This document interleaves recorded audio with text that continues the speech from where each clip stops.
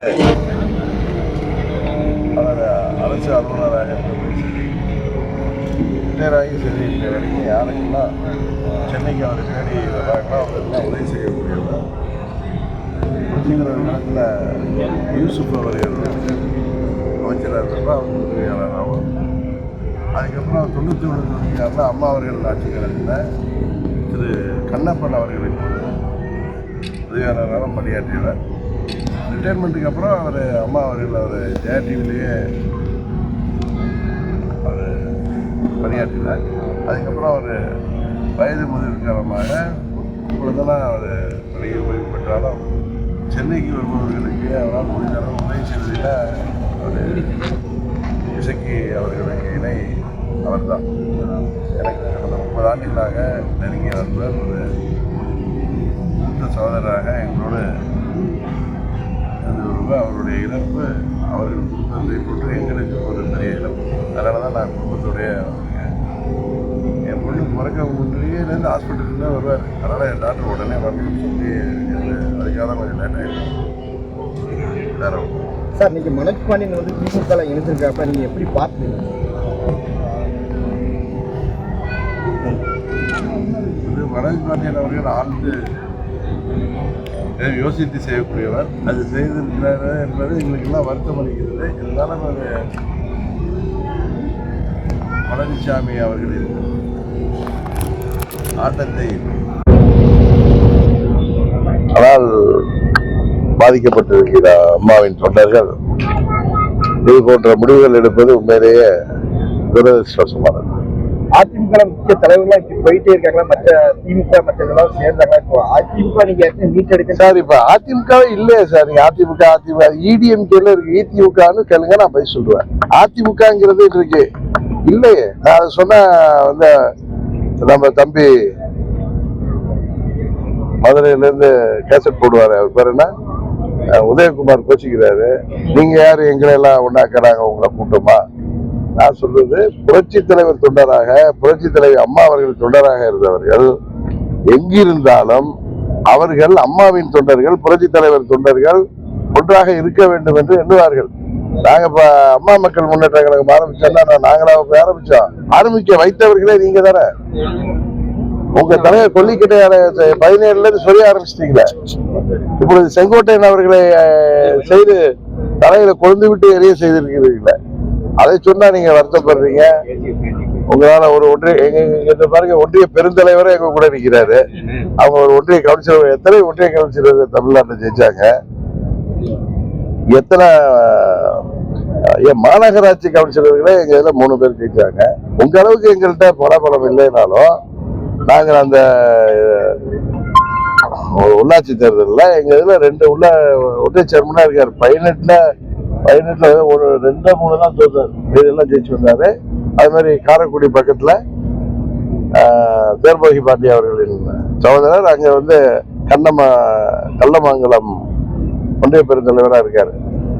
அவர் சொல்ற மாதிரி நிறைய தமிழ்நாடு முழுவதும் 100 பேரோ 150 பேரோ எங்க இதுல ஒன்றிய கட்சிகளாக இருக்காங்க. அதை பல பேரை இவங்க கோச்சர்ஸ் மாதிரி அவர்களுடைய போரா கஷ்டம் அதெல்லாம் தெரிஞ்சு அவர்களை பிடிச்சி வச்சிருக்காங்க. அது மாதிரி நகராட்சி கவுன்சிலர்கள், பேரூராட்சி கவுன்சிலர்கள், அது போல இன்னும் சொல்ல போனா மாநகராட்சியில இருந்து ஊராட்சி மன்ற தலைவர்கள் எங்க கட்சியில எவ்வளவு பேர் இருக்காங்க. அவர் தம்பி அதெல்லாம் தன்னைத்தானே ஏமாற்றி கொண்டு தெரிகிறார்கள். போன தேர்தலில் நாங்க எம்எல்ஏ ஆகல, எம்பி ஆகல, ஆனா உங்க ஆட்சி வந்துச்சா? 10,000 கோடி செலவு செய்தீங்க. அந்த பணத்தை எல்லாம் ஒரு ஃபேக்டரி கட்டிருந்தா தமிழ்நாடு முழுவதும் 5 அல்ல 10 ஃபேக்டரி கட்டி 1 லட்சம் பேருக்கு வேலை கொடுக்கிறவங்க பெரிய ஃபேக்டரிகளை உருவாக்கி இருக்கலாம். ஆனா என்ன, நீங்க இந்த சட்டமன்ற எதிர்கட்சி தலைவர் ஆகிறதுக்கு அவ்வளவு முயற்சி. இந்த முறை அதுவும் நடக்க போவது இல்லை. தமிழ்நாட்டு மக்கள் அனுமதிக்க போவதில்லை. அதனால் நீங்கள் திருந்த போவதில்லை. அதனாலதான் இன்றைக்கு மனோஜ் பாண்டியன் போன்றவர்கள் புரட்சி தலைவர் காலத்திலிருந்து அவங்க அப்பா எம்எல்ஏவா புரட்சி தலைவருக்கு வேண்டியவராக சபாநாயகர்லாம் இருந்தவர். ஜார்ஜியா பிரிந்தப்ப ஜானகி அணி அம்மா அணியிலிருந்து ஒரே ஒருவர் ஜெயித்த பேச்சுவாதியார். பிறகு அம்மா அவர்கள் தலைமை ஏற்று அவர் பாராளுமன்ற உறுப்பினராக எங்களுக்கு கூட இருந்தார். 99ல் பாராளுமன்ற குழு தலைவராக இருந்தவர். மனோஜ் பாண்டியன் 2001 சட்டமன்ற உறுப்பினராக இருந்து வருவார். அண்ணன் ஓபிஎஸ் கூட பழனிசாமி எங்க கூட வர முடியலாம அவர் அவங்க கூட போனாரு. இன்றைக்கு அவர் பழனிசாமியோட இந்த நடவடிக்கையை பார்த்து மனமுடைந்து போயிருப்பார் என்றுதான் நினைக்கிறேன். சட்டமன்றத்துல நீங்க எப்படி தனித்து போட்டியிட போறீங்களா? உங்களுடைய இது எப்படி இருக்கு? அது நீங்க இந்த முறை தனித்து போட்டியிடுவதுங்கிறது எங்களுடைய கடைசி ஆப்ஷன். அதுக்கு வாய்ப்பு குறைவு. எங்கள் தலைமையில் கூட்டணி அமையுமான்னு கேட்டதுக்குன்னா அதுக்கு வாய்ப்பு இல்லைன்னு சொல்லலாம். பட் அது நீங்களாம் எதிர்பாராத கூட்டணிகள்லாம் அமைய வாய்ப்பு இருக்கு. கூட்டணியோடு நாங்கள் அதான் இன்னைக்கு சொல்ல, நாங்கள் இடம்பெற போகின்ற கூட்டணி ஏதாவது அதீத நம்பிக்கையில சொல்ல நடக்க போவதை யதார்த்தத்தை உண்மையை சொல்றேன். அம்மா மக்கள் முன்னேற்ற கழகம் இடம்பெற போகின்ற கூட்டணி உறுதியாக வெற்றி பெறும். தமிழக பேச்சுவார்த்தை நடைபெறும் சொல்லி சொல்றாங்க. அது உண்மையா? சார், நீங்க எது முடிவுக்கு வந்த பிறகு சொல்வதுதான் நல்லா இருக்கும். நான் பழனிசாமி மாதிரி தொண்டர்களையும் எங்க நிர்வாகிகளையும் ஏமாற்றுவதற்கு பிரம்மாண்ட கட்சி வரப்போகுது அப்படின்னு சொல்லி ஏமாத்துறவங்க கிடையாது. அதுக்குதான் இன்னைக்கு விஜய் மதுரை மாநாட்டுல சரியா பதிலடி கொடுத்தாரு. அதுக்கப்புறம் இன்றைக்கு இவங்க இப்ப எடப்பாடி திமுகவை சேர்ந்தவர்களை கையிலேயே கொடியை கொடுத்து கட்சி எப்படி புலகாங்கிதா இருந்தாரு நாமக்கல்ல. அப்படியே இப்போ அங்க பாருங்க, பிள்ளையார் சொல்லி போட்டாச்சு. ஒரு 4-5 வயசு பையன் பள்ளிக்கு போற பையன் ஏதாவது பலூனை பார்த்தா குதிப்பான அதே மாதிரி குதிச்சாரு. இன்னைக்கு நான் சொன்ன இதெல்லாம் விஜய் வெளியில பேசுற வரைக்கும் தான்.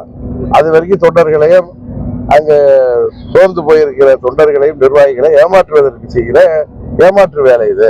நான் சொல்லி 2வது நாளே அவங்க நிர்வாகிகள்லாம் கேள்வி கேட்டப்ப அதுக்கான உரிய விஜய் தலைமையில தான் கூட்டணி அமைங்க சொன்னேன். இது எனக்கு தெரியும்.